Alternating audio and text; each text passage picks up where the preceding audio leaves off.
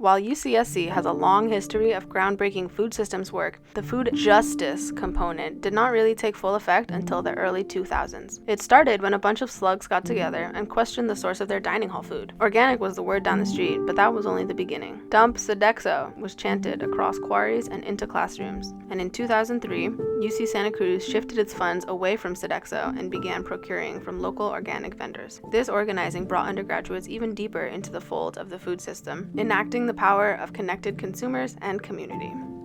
This project would eventually lead to the manifestation of the Food Systems Working Group. They adopted the Real Food Challenge to guide their dining halls into the light of truth. After meeting the 20% goal of real food, we doubled our goal to 40% real food by 2020. Around the same time, the UC Office of the President, Janet Napolitano, launched the Global Food Initiative, tackling food, hunger, and insecurity. The University of California's Global Food Initiative's goal is audacious and far-reaching: to lead the way for the world to feed itself nutritiously and sustainably. The first step was to assess it, and after the biggest survey in higher education was conducted, the Food Access and Security Survey found that a combined 42% of students UC system-wide reported having experienced a reduced quality of diet or reduced food intake in the past 12 months. Rising costs of living and increased tuition after and despite student activist success in temporarily freezing the raise intensified this issue. Freshman 15, college students' cup noodle lifestyle, coffee and pizza diet, all have become too familiar in the college experience, but it's only now that we're taking it seriously. There are 3 elements that contribute to a person's dietary health and food security. Food availability, having sufficient quantities of food available on a consistent basis. Food access, having sufficient resources to obtain appropriate foods for a nutritious diet. Food use, appropriate use based on knowledge of basic nutrition and care, as well as adequate water and sanitation.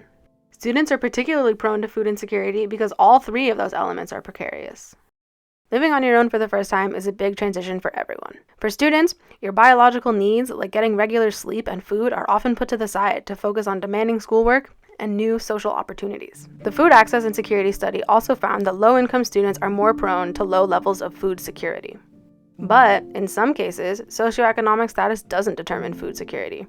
If a parent who provides much of a student's money does not agree with their son or daughter's most recent decisions around their sexuality or gender, for example, then a student is suddenly left with no money to pay for a decent meal.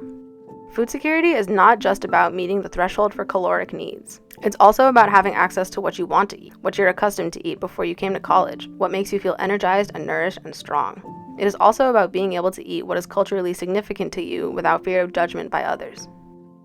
Food insecurity looks like eating fast food repeatedly because it saves you time and money, relying on instant ramen and other processed food to save money, eating quesadillas twice a day because that's what you know how to make. Its effects may look like abandoning studying to cook, relying on coffee and energy drinks just to get you through the day, forgetting to eat because you were just so busy, or adopting bad cooking habits. Really, food insecurity is any anxiety or stress caused by the inability to feed yourself. If you're paying this much money for an education, then shouldn't your basic needs be met? When thinking about homelessness, whether you're a student struggling to find housing in the 3rd most expensive metropolitan area, or a local who's been pushed out by tourist projects, sleep is a fundamental human right. There is a vibrant community of people on campus working towards making food justice a reality. This work takes many forms. Food is a really useful tool in the work that we do at Food What because everybody eats and everybody has some connection to food. And so it becomes a very relevant experience in everybody's life. I've never really been a good cook, so I learned how to chop vegetables and like what to put in food and things like that. So when I get home, I do my own little experiments. At Food What? University students help high school students in Santa Cruz County learn about healthy food ways.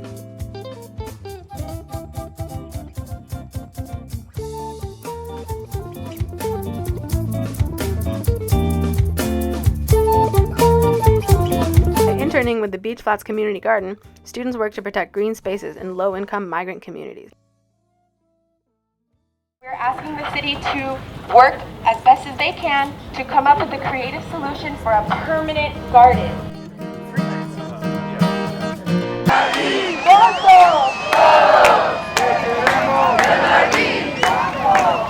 In Pica, also known as the Program in Community and Agroecology, as well as in Kresge, Stevenson, Rachel Carson College, Colleges 9 and 10, and the Oaks College Gardens, students flex their creativity and their muscles designing and maintaining their own gardens.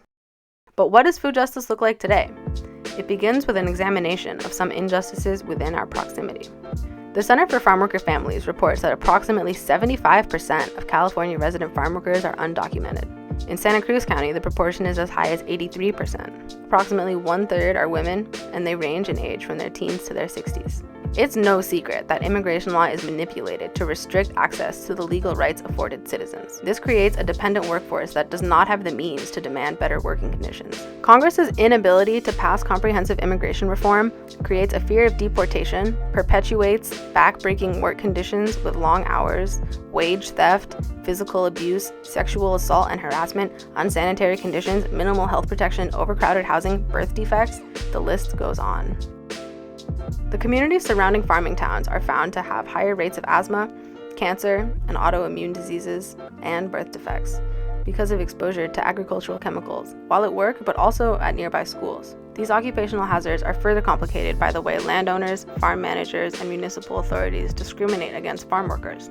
Inadequate protection gear, first responders are not trained to recognize the symptoms of pesticide exposure, let alone identify which one of many. Language barriers prevent the people at risk from reporting their symptoms at all. It is also the lack of enforcement and assessment with illegal pesticides that allows farms to continue to use them without repercussion until farm workers get sick. What about food justice? What can we do to address this? What kind of food system would an economically just, environmentally just community build? Food justice is defined as communities exercising their right to grow, sell, and eat healthy food. Healthy food is fresh, nutritious, affordable, culturally appropriate, and grown locally with care for the well-being of the land, workers, and animals. The Center for Agroecology and Sustainable Food Systems, or CASFIS as it is known, has adopted the term agroecology. Agroecology is a technical skill set that maximizes interactions in agricultural systems. Agroecological farms use self-regulating systems to prevent the imbalances that give rise to pest problems and deplete natural resources. Agroecology can also incorporate and often relies heavily on shared cultural knowledge of how to grow the healthiest and strongest fruits, vegetables, and animals. Food justice looks like marching downtown alongside Beach Flats gardeners. Food justice is Mexican-American farmers operating the farms of incarcerated Japanese Americans during the Second World War so that families could legally maintain their ties to the land. Food justice looks like a community garden in the back of a house of worship. Food justice might look like free breakfast for all students in all public schools. Food justice might look like the amendment of conservation laws that criminalize American Indian people for hunting according to their community's protocols. Food justice could be achieved by allowing equitable access to all folks interested in acquiring land. Food justice could be achieved by allowing school children and employed adults a full hour or more to prepare and share nutritious lunch meals. Food justice is not just legislative protection of certain chemical inputs known to have severe health consequences, but rather accountability by our representatives to protect those lives. How can we begin to make such drastic changes reality? Food justice could be achieved by participatory decision-making and cooperative company management. We envision a world in which those who work to grow and prepare the food for all of us have enough of the very food they produce. We envision a world in which nourishing our bodies does not demand a trade-off at the expense of the land. Who POCSC is and why we created this resource. The People of Color Sustainability Collective is an initiative of the Ethnic Resource Centers, the Sustainability Office, and the Provost of Colleges 9 and 10. In 2014, Dr. Rebecca Rosser, the director of the American Indian Resource Center, responded to students' anger at being excluded from conversations about land stewardship, public health, and sustainability. This was particularly painful in light of how low-income people of color bear the brunt of environmental degradation, contamination, and scarcity. Especially in light of our university's changing population, where more and more people of color, low-income, and first-generation college students are admitted, students spoke of a need to challenge these exclusionary, classist, and racist narratives around who knows what is best for the earth. We created this resource to address student experiences around food insecurity.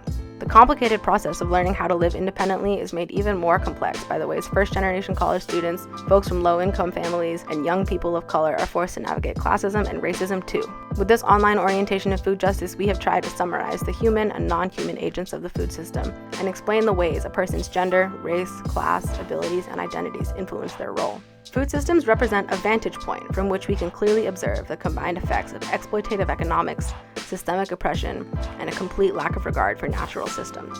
The picture painted is grim, yes, but the complexity of food systems also presents opportunities to create change.